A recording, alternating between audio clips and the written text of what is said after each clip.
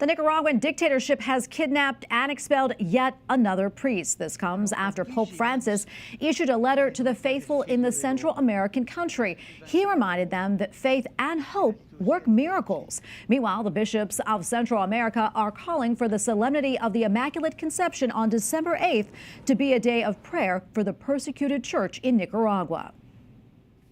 And joining us now with more is Jason Poblete, a national security attorney and member of the Order of Malta. He is also an expert in Western Hemisphere matters such as Nicaragua. Jason, great to be with you as always, my friend. So what more can you tell us about the latest priests being kidnapped and then expelled from Nicaragua? Well, Tracy, thanks for having us again, and thank you and your EWTN team for shining a light on these cases in Nicaragua. It's been happening. You know, we've been talking about this for over a year now. And as I said at the very beginning of this journey we've been on, the goal of the Nicaraguan church of the Nicaraguan government, the Sandinista regime, is to lock us out. They want Catholics removed from the public square.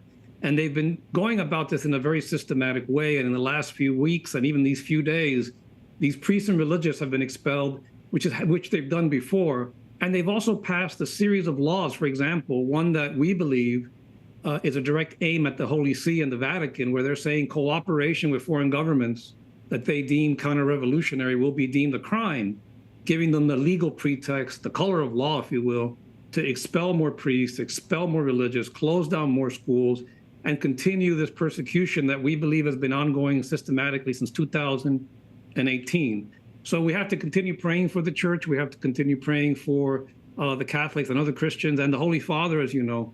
He issued a letter a few days ago exhorting his people down there to stay firm, believe in miracles, but reminding them that he's with them in this very difficult time. Yeah, it really is a very difficult time down there.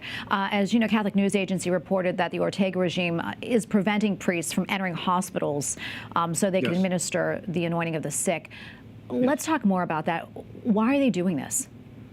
It's part of that pattern. I believe what the Nicaraguan government is doing, along with the help of Cuban intelligence, which essentially runs this unit, it's a religion police.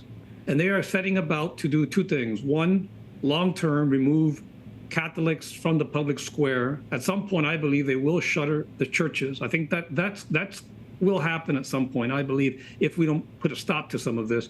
The second reason is to scare people, intimidate them so they don't go to Mass, so they become more detached from Catholic life, from our faith, and become more dependent on the state. The good thing about the Nicaraguan people, though, is that the faith is very strong in Nicaragua. We have about 30 seconds left or so, but before I let you go, any updates for our audience on anything that you're working on or following?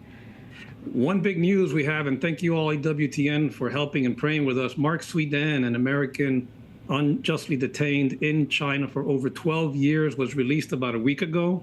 He's back in Texas with his mom. He's a very devout Catholic. We know we have Bishop Strickland out there visiting with him. Mel Gibson's been helping out. EWTN was helping out. We'll have more to say about that particular case in the weeks and months ahead. So thank you all for your support on the Mark Sweden case. And Jason, thank you for joining us and for all that you do. We appreciate it. God bless you. Thank you all. God bless you.